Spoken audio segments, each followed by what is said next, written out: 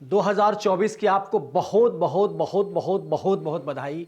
चलिए आज आपके बीच एक नया वीडियो लेके आया हूं जो है how to prepare for competitive exams in 2024। That means how you will crack any competition which you want.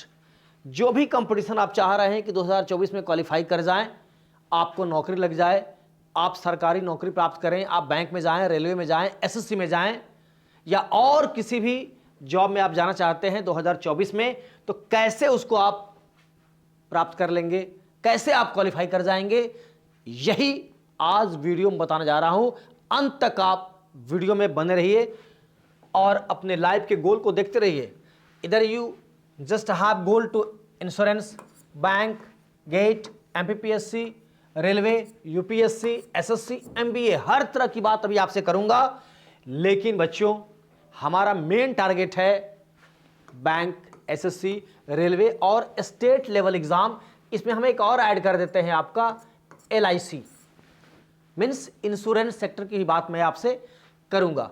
Bank में क्या होता है, एसएससी में क्या होता है, रेलवे में क्या होता है, स्टेट लेवल एग्जाम में क्या होता था। ये बात करते हैं बैंक की। जो भी एस्पिरेंट है बैंक का, इधर वो चाह रहा है कि हम क्लर्कल क्वालिफाई करें, पीओ क्वालिफाई करें, और पीओ में एक और है हमारा एसओ क्वालिफाई करें, स्पेशलिस्ट ऑफिसर, जो एमबीए किया हुआ है, जिसने इंजीनियरिंग की है, जो अलग क्वालिफिकेशन लिया है ग्रेजुएशन में, वो एसओ का स्पेशलिस्ट ऑफिसर का भी एग्जाम दे सकता है। अनेक तरह का एग्जाम होता है पीओ का और क्लर्क का। तो अगर पीओ की हम बात कर रहे हैं तो इसका एग्जाम लेता है आईबीपीएस। इसके थ्रू एक एग्जाम तो डायरेक्ट हो जाता है और एक एग्जाम होता है आरआरबी, रीजनल रूरल बैंक, इसका भी एग्जाम होता है। और आईपीएस के थ्रू यदि हम बात करें तो हमारे पास डेटा है लास्ट ईयर, यानी कि 2023 में, 24 की आपकी तैयारी कब होगी, जो आप समझेंगे कि 2023 में, 22 में, 21 में क्या हुआ था। करीब 5,500 वैकेंसी आई थी आईपीएस पीओ की।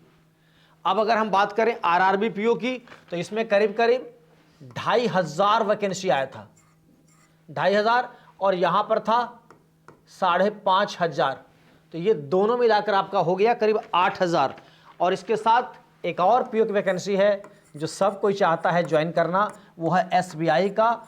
इसमें सीट कितना था, 2,000। यानी कि किसी पर्टिकुलर ईयर में यदि हम देख रहे हैं तो यहां पर हो गया 8 और 2, 10,000 वैकेंसी आपके लिए है बच्चों, जो कि कम नहीं है। सभी लोग सिर्फ फॉर्म भर देते हैं तो वो क्वालिफाई नहीं कर जाएंगे। आपको जानना है कि कैसे कैसे आप क्या करेंगे और क्वालिफाई करेंगे। ठीक इसी प्रकार से यदि आप और चाहते हैं पीओ के रेंज में ऑफिसर बनना, तो इसके लिए आपके पास आता है आरबीआई का एग्जाम, आरबीआई का, फिर होता है सिडबी का, फिर आपका आईसीआईसीआई का, और इस प्रकार फिर आपका आएगा नाबार्ड का। ये सभी एग्जाम आप साथ में दे सकते हैं। चलिए बात करते हैं क्लर्क वाले सेक्शन की बात।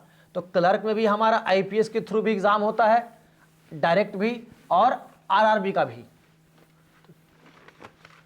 इसमें आईबीपीएस के थ्रू एग्जाम होता है। लास्ट ईयर अगर हम देख रहे हैं 2023 में, तो क्लर्क में करीब करीब 4,500 वैकेंसी थी अप्रॉक्स।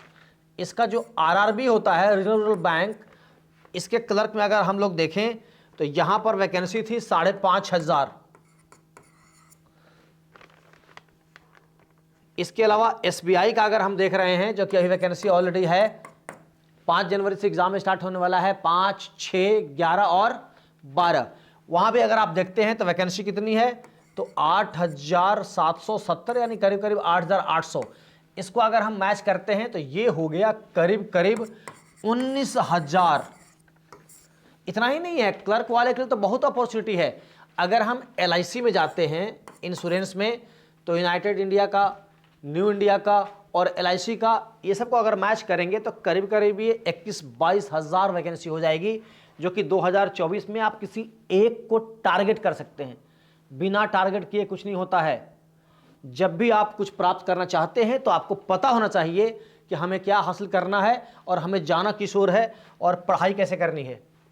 अब देखिए एसएससी का, एसएससी में अगर हम बात करें तो कुल मिलाकर हम देखेंगे तो 12,000, 13,000, कभी 20,000, कभी 30,000। जीडी को अगर हम लोग मिला लें मेरे प्यारे बच्चों तो कम से कम 50,000, कभी लाख, कभी 2 लाख तक वैकेंसी होती है। लास्ट ईयर का कुछ डेटा मैं आपको अभी दूंगा। सीजीएल में वैकेंसी थी करीब करीब 8,500 सीजीएल में। तो ये सीजीएल आपका है, कंबाइंड ग्रेजुएट लेवल एग्जामिनेशन। जो ग्रेजुएशन पास हैं किसी भी स्ट्रीम में वो एग्जाम दे सकते हैं। इवन इंजीनियरिंग और एमबीए ग्रेजुएट भी इस एग्जाम को दे सकते हैं। अगर सीएचएसएल की बात करें तो सीएचएसएल में लास्ट ईयर सीट दिखा रहा है आपका 1600। एमटीएस की बात करें, मल्टीटास्किंग यानी कि मैट्रिक लेवल जो 10th पास हैं वो भी इस एग्जाम को दे सकते हैं। और सीएचएसएल कंबाइंड हायर सेकेंडरी यानी कि जो 12 पास हैं वो इसका एग्जाम देंगे। तो एमटीएस में अगर हम देखते हैं मल्टीटास्किंग में तो इसमें भी सीट था करीब करीब 1600 के आसपास। इस तरह सिर्फ इस 3 को देखें और जनरल ड्यूटी वाला अगर हम 26,000 ऐड कर दें, ये 26,000 है, ऐड कर दें तो देखिए 26, 27 और ये दोनों मिलाकर 10,000, करीब करीब 35-36,000 वैकेंसी हो गई। 35,000 के आसपास ये वैकेंसी हो गई।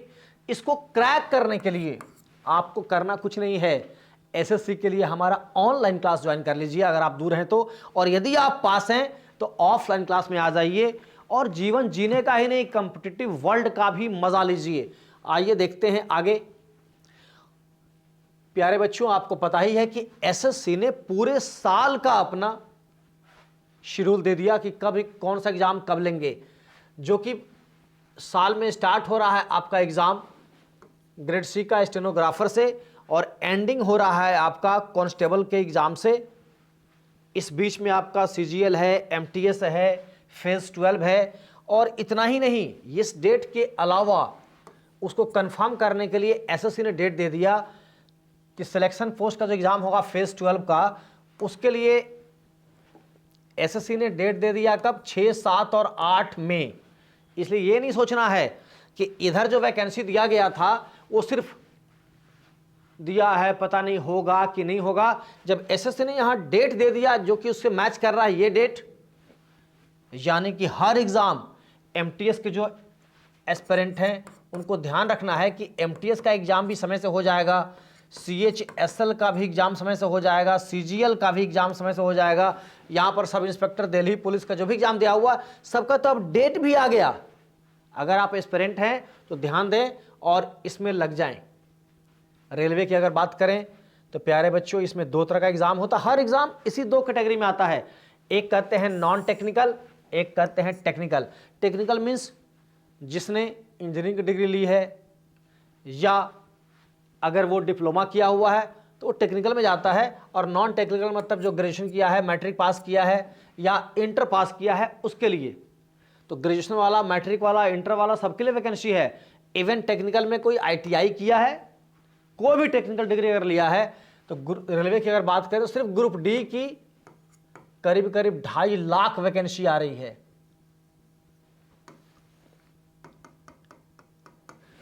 करीब करीब 2.5 लाख वैकेंसी आ रही है। 25 लाख ली दिए क्या?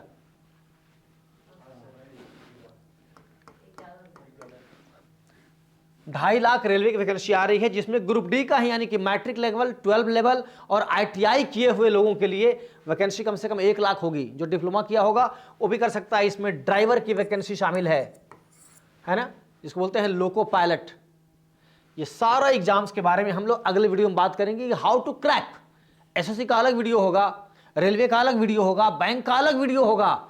हाउ टू क्रैक यहां बता रहे हैं कि आप किस टारगेट को सेट करेंगे और किस तरह से आप लाइफ में अपने गोल को सेट कर कर उसको अचीव करने के लिए आगे बढ़ जाएंगे। कहते हैं ना, चलते रहोगे तो मंजिल मिल ही जाएगी। आप चलना शुरू कर दीजिए खुशी के साथ, इंजॉय करते हुए। तो नॉन टेक्निकल में कौन कौन सीट आ गई आपको पता है? एएसएम, असिस्टेंट स्टेशन मास्टर, फिर गुड्स गार्ड। इसके बाद अगर हम लोग देखते हैं तो इंक्वायरी कम रिजर्वेशन क्लर्क है, टीसी है, सीसी है, बहुत तरह का एग्जाम है। ग्रुप डी में भी आपको बहुत सा एग्जाम है। आप सिर्फ पढ़ाई कीजिए और उसको क्वालिफाई कीजिए। और टेक्निकल में मैं बात कर रहा हूँ ग्रेजुएशन लेवल पर, ये ऑब्जेक्टिव्स एग्जाम की। अगर आप यूपीएससी की ओर जाएंगे तो यूपीएससी के थ्रू भी बहुत सा एग्जाम टेक्निकल का होता है। आप रेलवे में बहुत बड़े बड़े अधिकारी हो सकते हैं टेक्निकल का एग्जाम के थ्रू। कैसे रेलवे की तैयारी करेंगे, इसके लिए एक स्पेशल वीडियो बनाऊंगा, आप उसको जरूर देखिएगा। और नए साल में उसको रिलीज करूंगा कि बैंक वाला कैसे तैयारी करेगा, रेलवे वाला कैसे तैयारी करेगा, एसएससी वाला कैसे तैयारी करेगा, और स्टेट लेवल का जो एग्जाम होता है उसकी तैयारी हम कैसे करेंगे। जैसे बिहार एसएससी का निकाला, झारखंड एसएससी का निकाला, वेस्ट बंगाल एसएससी का, एमपी एसएससी का, यूपी एसएससी का, ये सब एग्जाम है एसएससी के थ्रू जो होता है सीएचएस उसके जैसा। फिर है सीजीएल ग्रेजुएशन लेवल वाला, कांस्टेबल का भी एग्जाम होता है हर स्टेट का, चाहे वो झारखंड हो, बिहार हो, उड़ीसा हो, यूपी हो, वेस्ट बंगाल हो, एसआई सब इंस्पेक्टर का, ये सारा एग्जाम होता है। इसकी तैयारी कैसे करेंगे हम लोग, धीरे धीरे आपको वीडियो दूंगा। तो आइए हम लोग सब्जेक्ट की बात करते हैं, कौन कौन सब्जेक्ट हमको पढ़ना है। तो मैथ्स मुस्कुराते पढ़िए, रीजनिंग है, जीके है, जीके के बाद देखिए करंट अफेयर्स है, जीएस है, जनरल साइंस है, इंग्लिश है, हिंदी है और कंप्यूटर है।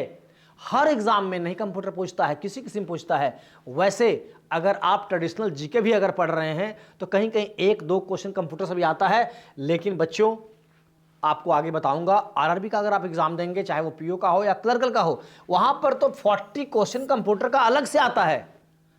इसलिए हमारे पास ये ऑप्शन नहीं है कि किसी चीज को छोड़ दें। मैथ्स के लिए आप हमारे एनएससी की बुक, जो कि आपके लिए पेनेशिया है, क्वांट इनसाइड एनएससी का, वो आपको पढ़ना होगा। रीजनिंग के लिए पेनेशिया बुक है एक, हर एग्जाम के लिए एक छोटी सी पुस्तक है, छोटा बुक है जिसमें हिंदी इंग्लिश दोनों में लिखा हुआ है, और एनएससी की बुक है रीजनिंग की, वो देखिए आप। जीके के लिए किस तरह पढ़ाई करेंगे, इंग्लिश के लिए कैसे पढ़ाई करेंगे, हिंदी के लिए कैसे पढ़ेंगे, कंप्यूटर कैसे पढ़ेंगे, करंट अफेयर्स कैसे पढ़ेंगे, इसके लिए आपको एनएससी ऑनलाइन क्लास से जुड़ना है। और टाइम मैनेजमेंट, कहते हैं ना वक्त चला जाएगा हाथ नहीं आएगा, बंदे तू होश में आ नहीं तो बाद में पछताएगा। If you want to do anything in your life you must stick on time. Time को अगर हम ध्यान नहीं रखेंगे तो कुछ नहीं होने वाला है। और जितना ये कंपटीशन का गेम है ये सारा का सारा तो टाइम पर ही डिपेंड करता है ना बच्चों। तो इस टाइम को मैनेज कीजिए, how to manage your time, ये जानने के लिए हमारा आप वीडियो देख सकते हैं एनएससी का। इस वीडियो को देखिए जहां पर आपको टाइम कैसे आप मैनेज करते हैं और समय को साथ लेकर कैसे चलते हैं, समय और काम को एक साथ लेकर कैसे जीवन में आगे बढ़ते हैं, उसके लिए आप इस वीडियो को देखिए, आपको सारी बातें धीरे धीरे क्लियर हो जाएगी। और यही वो बुक है जिसकी बात मैं कर रहा था, एनएससी का। ये आपके लिए पेनेशिया, ये क्वांट इनसाइड है। डेटा का एक भी क्वेश्चन मिस नहीं होगा किसी भी एग्जाम में, इधर वो सीजीएल हो या बैंक पीओ हो या कोई भी एग्जाम हो। और यदि किसी को लगता है कि मेरा मैथ्स वीक है, हमको मैथ्स कम समझ में आता है, तो आपको ये ब्रेन टॉनिक, बुक का नाम ही है ब्रेन टॉनिक, ये बॉड मास है, सिंप्लीफिकेशन है, सारा कुछ है। अगर आप इसको बना रहे हैं तो आपका ब्रेन भी फास्ट होगा और आप आराम से क्वालिफाई करेंगे। देखिए आजकल एक वॉर चल रहा है सब में कि ऑनलाइन पढ़ें कि ऑफलाइन पढ़ें। तो प्यारे बच्चों दोनों का अपना अलग अलग मजा है। अगर आप एडोलेसेंट हैं, यदि आप ग्रेजुएशन पढ़ रहे हैं, तो अगर आप ऑनलाइन से पढ़ाई करते हैं तो आप में काफ़ी डेविएशन आता है, बहुत ज़्यादा डेविएट करते हैं।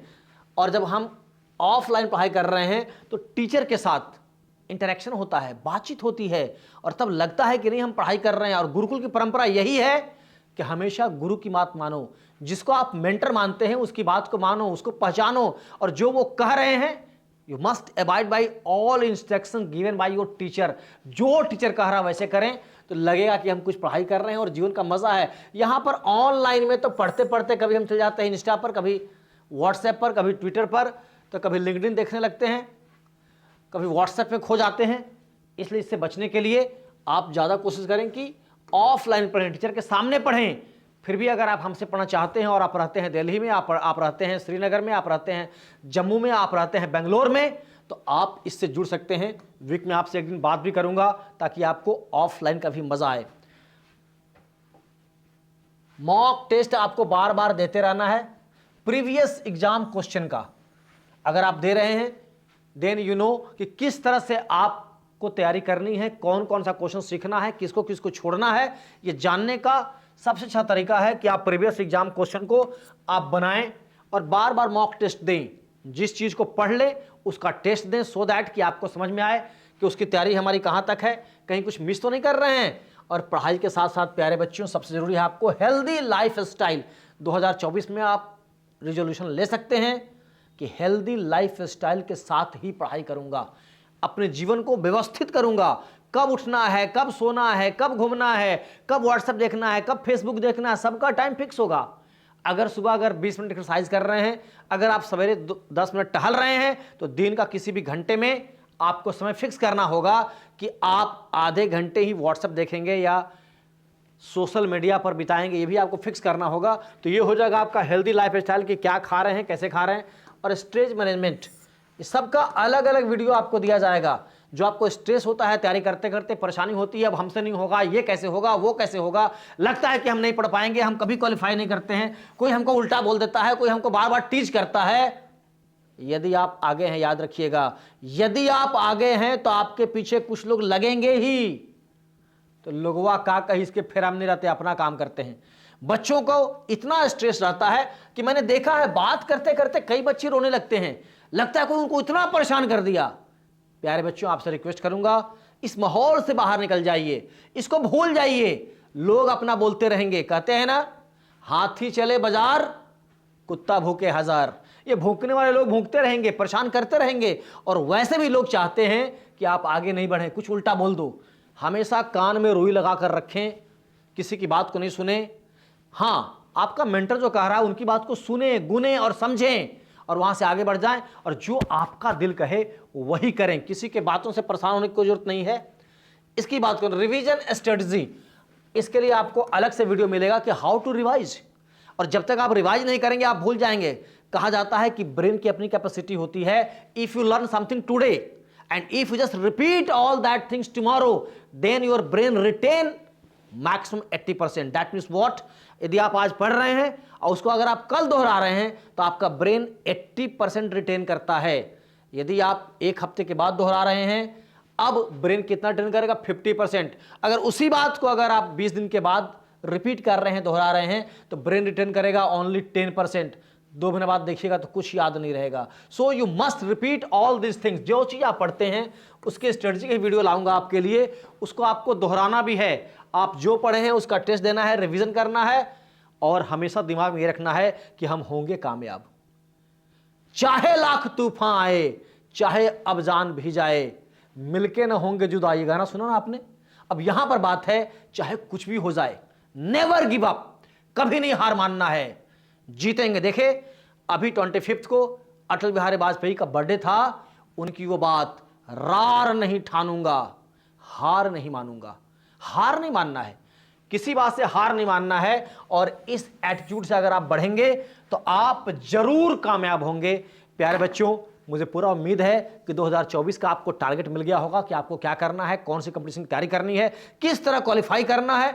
एक टारगेट सेट करें, भगवान का नाम ले, ईश्वर का नाम ले, अल्लाह का नाम ले, सबका नाम लेते हुए, सबसे आशीर्वाद लेते हुए, माँ पिता से आशीर्वाद लेते हुए नए साल में लग जाएं और अपनी सफलता को सुनिश्चित करें। Wish you all the best, wish you all the best. Thank you, thank you.